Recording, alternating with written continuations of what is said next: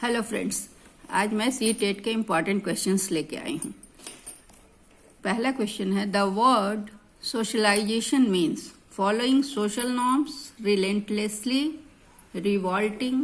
Revolting against social norms, understanding the social diversity और adjusting in the society. मतलब सामाजिक नियमों का पालन करना और सोशल नॉर्म्स के प्रति विद्रोह करना, उनके खिलाफ विद्रोह करना, और सोशल डाइवर्सिटी सामाजिक विविधता को समझना या फिर समाज में एडजस्ट करना। तो सोशलाइजेशन का मतलब होता है कि समाज के साथ सामंजस्य स्थापित करना, एडजस्टिंग इन द सोसाइटी। अगला क्वेश्चन है, which of the following is not a feature of a child centred outlook. इसमें से कौन सा चाइल्ड सेंटर्ड आउटलुक नहीं है, बाल केंद्रित नहीं है। Each child makes his her curriculum, children are in active participants, each child is unique in his own way, each child has a right to education. इसमें से चाइल्ड सेंटर्ड कौन सा है? तो इसमें चाइल्ड सेंटर्ड यह है कि हर बच्चा अपना करिकुलम बनाता है, ये चीज नहीं है। बाकी सारी चीजें, children are in active participants होते हैं तो उनको एक्टिव बनाना होता है। ईच चाइल्ड इज यूनिक, हर बच्चा अपने आप में अनूठा होता है। Each child has a right to education. So इसका आंसर होगा ईच चाइल्ड मेक्स हिज और हर curriculum. Thought not only determines the language but also proceeds its, who among the following set forth the idea. कह रहा है कि सोच जो है सो लैंग्वेज को ही नहीं बताता है, भाषा का निर्माण ही नहीं करता, बल्कि भाषा से आगे चलता है। तो इसके बारे में ना कंफ्यूजन है कि पियाजे ने कहा है या व्योट्स्की ने कहा है। तो ये पियाजे का थॉट है जिसको व्योट्स्की ने आगे बढ़ाया था। तो थॉट क्या है पियाजे का कि child has to understand a concept, पहले किसी कॉन्सेप्ट को समझता है, उसके बाद उसको लैंग्वेज में फिर एक्सप्रेस करता है, भाषा में प्रस्तुत करने के लिए पहले क्या होता है कि पहले उसको समझना होता है। तो थॉट पहले चाहिए, थॉट पहले प्रोसीड्स, मतलब लैंग्वेज से पहले थॉट आता है। ये जीन पियाजे का दिया हुआ थॉट है या थ्योरी है। अगला क्वेश्चन है, which of the following theory best describes henge dilemma. Henge dilemma क्या एक स्टोरी है, पहले इसको समझ लेते हैं। हेंज नामक एक व्यक्ति था जिसकी वाइफ की तबीयत खराब थी और वो डेथ बेड पे थी। तो जब एक ड्रग था जो किसी ड्रगिस्ट ने बनाया था और वो ड्रग ही उसकी वाइफ को ठीक कर सकता था। तो वो व्यक्ति हेंज जो था वो उस दवा को लेने गया। तो वो दवा जो बनाया था वो $200 की दवा को $2000 में बेच रहा था। और हेंज गरीब था, उसके पास उतने पैसे नहीं थे, वो रेडियम की कोई दवा थी। तो उसने बहुत लोगों से मांगा, बोरो करके $1000 जमा किया और ड्रगिस्ट को कहा कि दे दो। तो ड्रगिस्ट ने देने से मना कर दिया। तो उसने क्या किया, दुकान तोड़कर वो दवा निकाल ली और अपनी वाइफ को दे दिया। अब सवाल यहाँ पर डिलेमा क्या है, दुविधा हेंज की डिलेमा क्या है कि उसे ये करना चाहिए था या नहीं। अगर किया तो क्या सही था, क्या गलत था। तो इसमें क्या है कि व्योट्स्की का थ्योरी, कोलबर्ग का थ्योरी है हेंज डायलेमा। तो कोलबर्ग का नैतिकता का सिद्धांत में जो है वो अलग अलग स्टेज पे जो हम देखते हैं, कन्वेंशनल, प्री कन्वेंशनल, सब स्टेज में अलग अलग इसके डिस्क्रिप्शंस होते हैं कि तो उसको कोई उसके पास उपाय नहीं था तो उसको तोड़ देना चाहिए था, फिर नहीं तोड़ा। ये सारी चीजें जो डिलेमा है, सारा हेंज का डिलेमा कोलबर्ग की थ्योरी से जुड़ा हुआ है। अगला क्वेश्चन है, the environmental factors that shape development include all of the following except. वातावरण जो होता है, हेरिडिटी और एनवायरमेंट में जो कि विकास में सहायक होता है, तो इसमें से कौन सा चीज एनवायरमेंट से जुड़ा हुआ नहीं है। तो क्वालिटी ऑफ एजुकेशन वातावरण है, वंशानुक्रम और वातावरण जो हमने पढ़ा उसमें हेरिडिटी एंड एनवायरनमेंट में क्वालिटी ऑफ एजुकेशन एनवायरनमेंट में आ रहा है, quality of nutrition, culture, physique नहीं आ रहा है, फिजिक हेरिडिटी में आ जा रहा है, एनवायरनमेंट का नहीं आ रहा है। तो इसका आंसर होगा फिजिक। अगला क्वेश्चन है, which of the following implications can not be derived from Piaget's theory of cognitive development. इसमें से कौन सा पियाजे की थ्योरी से नहीं आ रहा है, कॉग्निटिव डेवलपमेंट की पियाजे की जो थ्योरी है। Children's desire to learn, need of verbal teaching, acceptance of individual difference, discovery learning. तो पहले हम समझ ले किसमें इसका आंसर है नीड ऑफ वर्बल टीचिंग। ये इम्प्लीकेशन पियाजे के थ्योरी में नहीं है, कॉग्निटिव डेवलपमेंट में नीड ऑफ वर्बल टीचिंग नहीं है।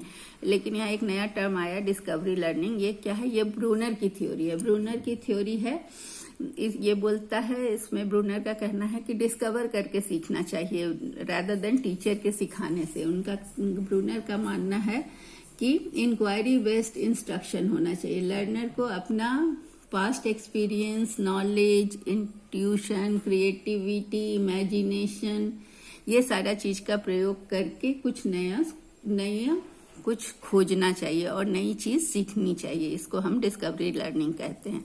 लेकिन यहाँ पर है कि ये पियाजे की थ्योरी से डिराइव नहीं है। पियाजे की थ्योरी में कॉग्निटिव डेवलपमेंट में वर्बल टीचिंग का कोई स्कोप या कोई मेंशन किया हुआ नहीं है।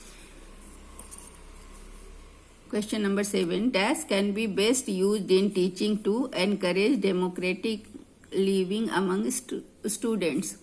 इसमें से कौन सा मेथड जो है जिसमें कि डेमोक्रेटिक मेथड, डेमोक्रेटिक मतलब क्या है, सबको मौका दिया जाए, equal opportunity, all are equal. तो इसमें कौन सा मेथड है जिसमें कि स्टूडेंट्स को डेमोक्रेटिक लिविंग होगा। तो लेक्चर मेथड में तो टीचर सेंटर्ड है, सोशल इंटरेक्शन में समाज से मिलना जुलना, तो एक्सपेरिमेंटल में होता है प्रयोग करके सीखना। डिस्कवरी मेथड में क्या है, डेमोक्रेटिक लिविंग है, क्योंकि हर कोई को आजादी है, हर कोई अपने ढंग से डिस्कवर करके सीख सकता है। तो इसका आंसर होगा डिस्कवरी मेथड। अभी हमने बताया कि कैसे होता है, जिसमें कि टीचर का इंस्ट्रक्शन नहीं बल्कि अपने एक्सपीरियंस से और अपने इंक्वायरी से, अपने सृजनात्मकता से सीखना। अगला है physical traits such as height, eye colour, bone structure, hair are primary qualities, secondary qualities, not herited, inherited. ये आपको बताना है। तो इसमें कौन सा है, ये इनहेरिट करते हैं हम। आई का कलर, हाइट, ये सब हमारे वंशानुक्रम और हेरिडिटी से अफेक्टेड होता है। पियाजे proposes that pre-operational children are unable to conjure. Which of the following factors attribute to this ability?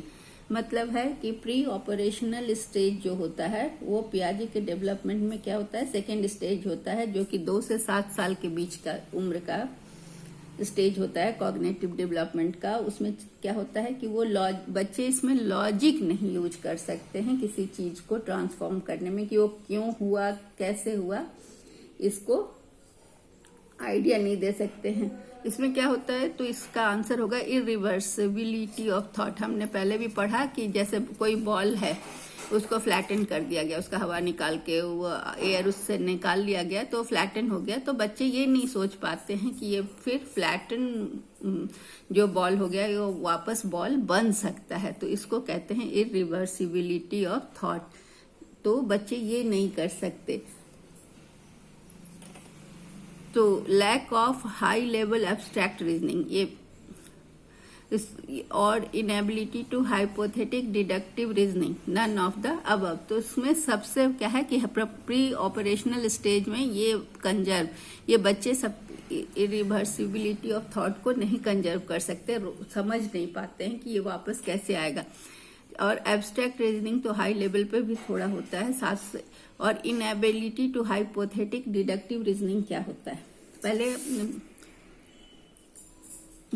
इसमें क्या होता है ना, हाइपोथेटिक डिडक्टिव रीजनिंग में कि हाइपोथेसिस प्रेडिक्ट करता है, जो भी बोलता है हाइपोथेसिस उसको ऑब्जर्व करना किसी टेस्ट में, और उसके बाद फिर टेस्ट करके देखना कि जो प्रेडिक्टेड रिजल्ट जो रिजल्ट है वो हो रहा है या नहीं। इसको हम कहते हैं हाइपोथेटिक डिडक्टिव रीजनिंग। तो ये प्री ऑपरेशनल से बड़े लेवल का है। तो इसका आंसर होगा irreversibility of thought. Development starts from, विकास कहाँ से शुरू होता है? Pre childhood stage, prenatal stage, stage of infancy, post childhood stage. तो डेवलपमेंट हमेशा प्री नेटल स्टेज से शुरू होता है।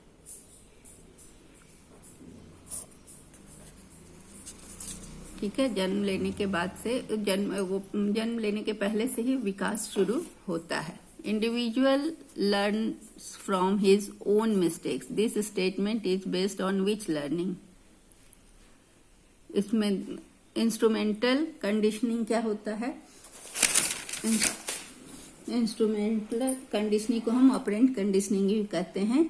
वो क्या होता है? एक तरह का एसोसिएटिव लर्निंग होता है, जिसमें कि लर्निंग कैसे प्रोसेस होता है, कैसे चलता है कि इस बिहेवियर जो है इंस्ट्रूमेंटल लर्निंग में, ऑपरेंट कंडीशनिंग में हम देखते हैं कि उस बिहेवियर को हम चेक करने के लिए उसको रिवॉर्ड या पनिशमेंट देकर उस चीज को सिखाते हैं, तो इसे हम इंस्ट्रूमेंटल लर्निंग कहते हैं। यहाँ इंस्ट्रूमेंटल क्या हो गया? ऑपरेंट कंडीशनिंग भी इसको कहते हैं।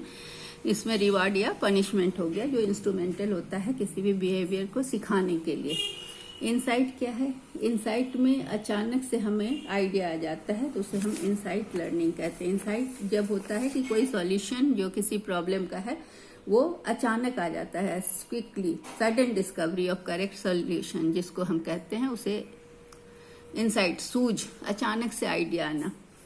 क्लासिकल कंडीशनिंग में क्या होता है कि क्लासिकल कंडीशनिंग में जहां पर हम किसी चीज को ट्रेन करते हैं, बहुत बार सिखाते हैं, जैसे कि डॉग को हमने बेल के साथ कंडीशनिंग किया था कि जब बेल बजेगा तो खाना मिलेगा। तो डॉग की कंडीशनिंग हो गई थी कि बेल बजते वो सेलिब्रेट करने लगता था, ताकि उसको पता होता था कि खाना मिलेगा। तो कई बार हमने खाना दिया, उसके बाद खाना नहीं देने के बाद भी बेल बजने से वो सेलिब्रेट करता है। तो इसे हम क्लासिकल कंडीशनिंग कहते हैं, क्योंकि उसको क्या है कि रीइंफोर्समेंट मिलता है। रीइंफोर्समेंट किसी भी तरह का हो सकता है, जो हम डॉग के केस में फूड था। ट्रायल एंड एरर में क्या होता है कि trial and error method fundamental method है प्रॉब्लम सॉल्विंग का। ये थॉर्नडाइक का दिया हुआ है। थॉर्नडाइक ने क्या बताया था कि लर्निंग टेक्स प्लेस, बार बार गलतियां करने और सीखने से होता है। जब कोई रेडीमेड सॉल्यूशन नहीं मिलता किसी चीज का, तो लर्नर क्या करते हैं? ट्रायल एंड एरर, बार बार प्रयत्न और भूल के द्वारा सीखते हैं। तो इसका आंसर है trial and error. Individual learns from his own mistakes, मतलब गलतियां करते फिर सीखते हैं। ये थॉर्नडाइक का सिद्धांत है। The use of technology to enhance learning process is called, इसको हम आईसीटी कहते हैं, इंफॉर्मेशन एंड कम्युनिकेशन टेक्नोलॉजी। ठीक है, उसके बाद है at pre primary stage learning reading aloud while writing is given importance, this is based on conditioning. क्या होता है कि इसमें कंडीशनिंग की जाती है कि जोर से पढ़ने से याद, ये प्री प्राइमरी स्टेज में इसको इम्पोर्टेंस इसलिए दिया जाता है कि बच्चे इसको याद कर सकते हैं और ऑब्जेक्ट के बारे में सोच पाते हैं। तो इसे हम कंडीशनिंग कहते हैं। अकॉर्डिंग टू जॉन डीवी के अनुसार school is a institution and education is a process, 2 dash है। तो जॉन डीवी का मानना है कि स्कूल क्या है? सोशल इंस्टीट्यूशन है, जो कि हम जानते हैं, इसका आंसर होगा ये। और एजुकेशन भी एक सामाजिक प्रोसेस है, क्योंकि ये अकेले में नहीं होता, समाज के सभी तबके के बच्चे होते हैं, इसलिए ये इसका आंसर है। School is a social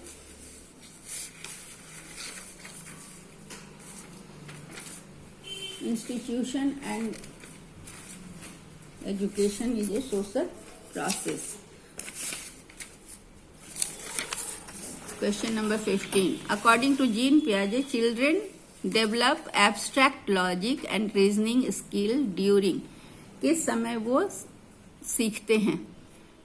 abstract logic, जब अमूर्त चिंतन कब करना शुरू करते हैं, किस स्टेज में, हमें ये बताना। तो इसका आंसर तो पहले हम बता दे रहे हैं कि इसका आंसर है फॉर्मल ऑपरेशनल स्टेज। अब एक एक करके हम सारे स्टेज को देखते हैं। सेंसरी मोटर स्टेज में क्या होता है, बच्चे बहुत छोटे होते हैं और अपने सेंस ऑर्गन से सब चीज सीखते हैं, छू कर, देख कर, और उनकी चीजों के बारे में समझते हैं। ये क्या है कि बच्चों का सेंस अर्ली जो उनका इंटेलिजेंस दिखता है तो वो परसेप्शन और मोटर एक्टिविटीज से दिखता है। सेंसरी मोटर में वो सेंस ऑर्गन्स का यूज करके किसी चीजों को जानते हैं। प्री ऑपरेशनल मोटर स्टेज में क्या होता है, ये सेकेंड स्टेज है पियाजे के डेवलपमेंट का, और ये 0 से 2 ईयर्स का हो गया, ये 2 से 7 साल का हुआ, 0 to 2 ईयर्स। उसके बाद ये 2 to 7 ईयर्स में होता है। इसमें बच्चा लॉजिक नहीं यूज करता है, किसी चीज का लॉजिक यूज करके नहीं कि कोई चीज सीखता है, और किसी चीज को अलग नहीं कर पाते हैं। तो इस स्टेज में देखते हैं कि बच्चे जो देखते हैं उसका नकल करते हैं, तो उसमें क्या होता है कि वो मम्मी डैडी बनते हैं, गुड़िया को लेकर खेलते हैं, इस तरह का खेल खेलते हैं। इसमें लॉजिक उनका कोई यूज नहीं होता है अपने, और सेपरेट आइडियाज भी, लोग किसी चीज को सेपरेट करने का आइडियाज उनके पास कम होता है। फिर है formal operational stage. Formal operational stage में क्या करते हैं बच्चे कि रैशनली सोच सकते हैं। अब उनको सोचने के लिए फॉर्मल ऑपरेशनल स्टेज में उनको अगर दिखाया जाए एक सफेद व्हाइट फ्लावर और 2 रेड फ्लावर्स दिखा के पूछा जाए कि कौन सा कलर ज्यादा है, तो वो यहाँ पर ये बता सकते हैं कि रेड ज्यादा है, रेड का नंबर या रेड कलर्स ज्यादा हैं। ये उनका फॉर्मल ऑपरेशनल स्टेज में होता है कि फॉर्मल हाइपोथेसिस ये इसमें आएगा। कॉन्क्रीट ऑपरेशनल स्टेज में वो इतना बता सकते हैं कि रैशनली सोच सकते हैं, किसी ऑब्जेक्ट को देखकर वो बता सकते हैं कि कौन सा कलर ज्यादा है या कौन सा बॉल्स ज्यादा है। ये देखकर, कॉन्क्रीट चीजों को देखकर वो बता सकते हैं। अगर 10 बॉल ग्रीन है, 1 बॉल रेड है, तो वो बता सकते हैं कि कौन सा बॉल का नंबर ज्यादा है। तो ये कॉन्क्रीट ऑपरेशनल स्टेज हुआ। और फॉर्मल ऑपरेशनल स्टेज में इनकी एब्स्ट्रैक्ट थिंकिंग आ जाती है, और यहाँ पर हाइपोथेसिस भी बना सकते हैं, सिस्टमैटिक कोई भी चीज को टेस्ट कर सकते हैं और कंक्लूजन पर पहुंच सकते हैं। तो ये फॉर्मल है। एब्स्ट्रैक्ट लॉजिक फॉर्मल इस ऑपरेशनल स्टेज में आता है। कॉन्क्रीट ऑपरेशनल स्टेज में वो केवल बता सकते हैं कि मतलब रैशनली थिंक कर सकते, बता सकते हैं किसी ऑब्जेक्ट के बारे में कि किसकी संख्या ज्यादा है। तो इसका आंसर होगा formal operational stage. So that's all, thank you.